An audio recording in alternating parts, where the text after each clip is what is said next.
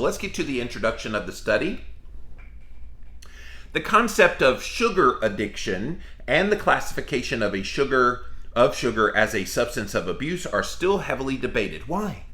Why are we still debating the addictiveness of sugar and refined carbohydrates? Why is that still even controversial? I remember I was invited on a national TV show appearance. I want to say it was The Doctors. This has been 3 or 4 years ago, and they said, hey, we're looking for an expert to come and argue against the addictiveness of food. And I'm like, you do realize I think people are addicted to food, right? Yeah, but you could take the other side. I'm like, no, I can't, because it's heavily addictive, especially refined carbohydrates and sugars. I thought that was funny. But it's not debated in my mind. I think most people that are thinking this through, they know, especially when they look at brain scans of animals and even humans, when you feed them sugar and refined carbohydrates, the part of the brain that lights up is the same one that lights up with illicit drugs like heroin, crack cocaine, ecstasy, those kinds of things. And so, no, it's highly addictive. There is, however, increasing evidence of overlap in the brain circuitry and molecular signaling pathways involved in sugar consumption and drug abuse, as I was just mentioning.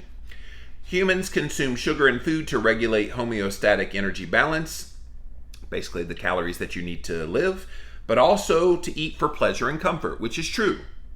And we often forget, okay, we sometimes eat not because we're hungry, but because we're bored, because we're seeking relief from some pain in our lives. We eat a lot of things that kind of make us feel good. Here in the South, we have a lot of comfort foods, and they're mostly crappy garbage. And so, yeah, people eat for a lot of reasons beyond just nutrition needs. So this is the hedonic pathway, which gives you a desire for palatable food. It's reward-driven. Overeating may result in maladaptive negative neuroplasticity that overrides homeostatic regulation. So in humans, sugar and sweetness can induce a dopamine release. And I love how they put that sugar and sweetness. So sometimes we in the keto community, we're like, well, we have our stevia and our erythritol and our... It's sweetness, guys. And it can still turn on those pathways in your brain, which is why I tell people, don't rely so heavily on that taste of sweet in your diet. Make it an occasional thing, sure, but if you have it every day, are you really turning off that signaling to your brain of the sweetness, which makes it hard for you to break away from the addictiveness of the sugar? Reward and craving that are comparable in magnitude to those induced by addictive drugs, suggesting that sugar changes the brain reward signaling and circuitry similar to all these drugs of abuse. High sugar and or high fat diets have been shown to precipitate addiction-like psychiatric phenotypes in a number of rodent studies. Well, I'm going to push back on this part, because I think a high fat diet absent of high sugar and high refined carbohydrates is not addictive. Hyperpalatability comes in when you get the right amount of sugar and fat in combination. And so there is this kind of bliss point. You add in salt in there as well. There's this bliss point that a lot of the food manufacturers try to take advantage of mixing sugar, salt, and fat together in just the right amounts that you become addicted to them, that you really can't stop yourself once you're eating them. So they're quoting the rodent studies that said high sugar diets or high fat diets will have this addictive-like property. I think high sugar, it's obvious. High fat alone and or with protein, no, it's not going to happen. Those of you that eat carnivore, you can attest that all those addictiveness, patterns in your diet go away. And you spontaneously really don't feel like eating after you've had a nice big steak. You really don't want to have much else to eat. So you're not addicted. In rats, intermittent consumption of 10% sucrose or 25% glucose solution elicits hallmark signs of addictive behavior of binging, tolerance, and craving, cross-sensitization, and symptoms of withdrawal such as anxiety, depression, and those kinds of things. We've seen that, we've lived that. In addition, sugar consumption has been shown to increase reward seeking, an impulse to feed, and compulsivity in rats willing to endure noxious stimuli such as extreme cold, heat, and foot shock just to get the sugar and highly palatable foods. In other words, that's a telltale sign you're addicted. And I tell people, they say, well, I'm not addicted to sugar. I'm like, all right, give it up for 30 days. And call me in 2 days to tell me how you're feeling. And most of the time, if they actually take me up on it, most go, oh, I would never do that. Okay, well, you're addicted. Because if you weren't addicted, you could easily walk away from it and you wouldn't have any withdrawals or anything. But if within a couple of days, 2-3 days, you're like pining for it and you would walk over glass to get to it, you're addicted. It's amazing to me, people, oh, I'm not addicted. But then you kind of challenge them to give it up and you find out right away they're highly addicted. Interestingly, rats are also more resilient to foot shock punishments when seeking for palatable food compared to meth. So they would literally try to find highly palatable food over meth, even though they're getting shocks in their feet while they're trying to pursue that food. They'll just, it hurts, but that feels so good. And man, that is some strong pull in that brain making you do that. Increasing evidence shows that unrestricted consumption of high sugar food and beverages within the Western diet may be linked to an increase in obesity. I don't think there's any question about that at this point. A strong association between ADHD and overweight and obesity has also been further revealed.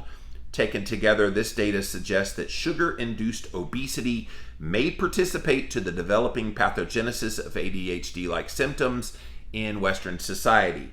In children, high sugar consumption correlates directly with hyperactivity. Oh, mama used to say that. Oh, I can't feed you too much sugar, you'll be bouncing off the walls, is what she always said. And what she meant was very hyperactive.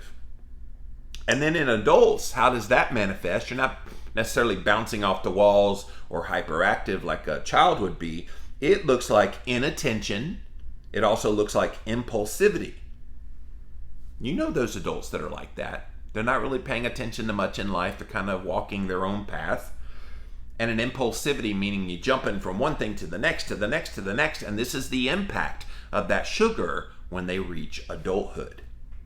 However, some inconsistencies remain regarding the potential correlation or not with ADHD. In rodents, high sucrose consumption also impaired neurocognitive functions, things like spatial learning, object recognition, behavior inhibition, and fear memory. So these are all like deep embedded thoughts and things that manifest on the outside. And it's directly related. They say there's inconsistent whether it's correlated or not to the ADHD that was induced by the sugar consumption. Really fascinating stuff. Interestingly, high sucrose intake during pregnancy can also elicit ADHD-like behavioral phenotypes in mice with increased locomotor activity, reduced attention and learning, and again, that impulsivity comes into play. That manifests as anxiety, depression, cognitive deficits. All of these are strongly associated with an impaired hippocampal neurogenesis in all the animal models, although evidence for a causative relationship is often lacking. Indeed, anxiety and spatial memory deficits elicited by long-term consumption of sucrose are accompanied by alterations in hippocampal neurogenesis and physiology. So while drugs of abuse such as ethanol are known to negatively affect neurogenesis, the effect of high levels of sugar consumption requires further characterization since a link between neurogenesis to anxiety and depression has not actually been explored. So that's one of the things that they're doing, the Aussie researchers are doing in their paper. Sucrose became embedded in modern food and beverages, and the aforementioned studies suggest that sugar overconsumption satisfies all the criteria for the classification of sugar as a drug of abuse. Oh man, how amazing would that be if everything that had sugar on it, and when I say sugar, I mean anything that's a derivative of sugar, so high fructose corn syrup, We could go down the line of all the names they have for sugar now. How cool would it be if they put warning signs on anything that contains that just like they did the warning labels on cigarettes. Warning, this could cause obesity, metabolic health issues such as cancer, diabetes, heart disease, and have it right there. It would be required to be put on food packagings because they're saying we have all the criteria met to call sugar a drug of abuse, with its chronic abuse proposed to produce people who are overweight, locomotor, emotional, and cognitive impairments. It's going to mess with your brain. It's going to mess with your emotions. It's going to make you a blubbering mess if you don't get off that shit. Literally. However, it remains unclear whether a lifetime of chronic overconsumption of sucrose, which starts in childhood and adolescence, affects locomotive behavior, emotions, and cognition through adulthood. Therefore, we used a mouse model of long-term intake of sucrose to determine the effects on locomotion, anxiety, memory, and the hippocampal neurogenesis. Our results show for the first time that long-term consumption of sucrose leads to significant weight gain, and it produces persistent hyperactivity and learning impairments correlated to reduced hippocampal neurogenesis in adult mice. These results suggest that long-term sugar intake in the Western diet might play a role in the pathogenesis of attention deficits and hyperactivity-related disorders. Good stuff, guys. So let's take a look at what they did. Here are the material and methods. So the animals and the housing, let's look at those first. So they had 5-week-old male, and I'm going to get a little bit technical because this is the kind of mice they use in these studies always matters.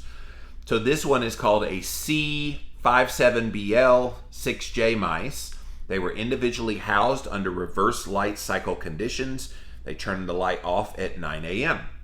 in a climate-controlled room with an ad libitum access to food, standard mouse chow, and water.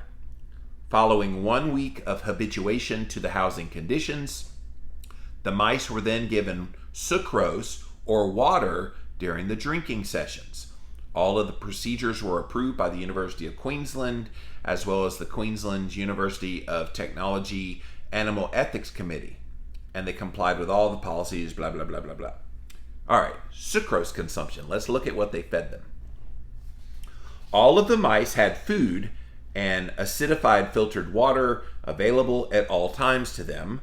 The sucrose solution was prepared freshly weekly, and was presented in 50 milliliter plastic Falcon tubes fitted with rubber stoppers and a 6.35 centimeter stainless steel sipper tube with double ball bearings. In other words, they had access, plenty of access to get to this if they wanted it. Mouse weights were measured daily to calculate the adjusted gram per kilogram intake of sucrose. 2 groups of mice, 23 mice per group, had ad libitum access to 25% sucrose or water for 12 weeks.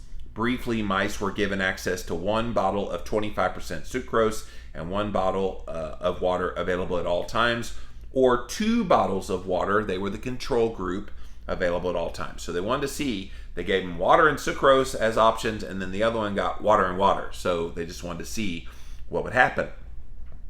Sucrose and water containing bottles were weighed daily. 2 other groups of mice, also 23 each in those groups, were trained in a restricted access model of sugar consumption, drinking in the dark for 12 weeks. So remember, they're turning on the light and they're turning off the light to see if that has any bearing on this as well. Over a 12-week period, same protocol as the other 2 groups. Briefly, mice were given access to 1 bottle of 25% sucrose for a 2-hour period on Monday to Friday. Drinking sessions started 3 hours into the dark cycle. Sucrose-containing bottles were weighed prior to presentation, as well as after the 2-hour presentation. All right, so here's where it gets good.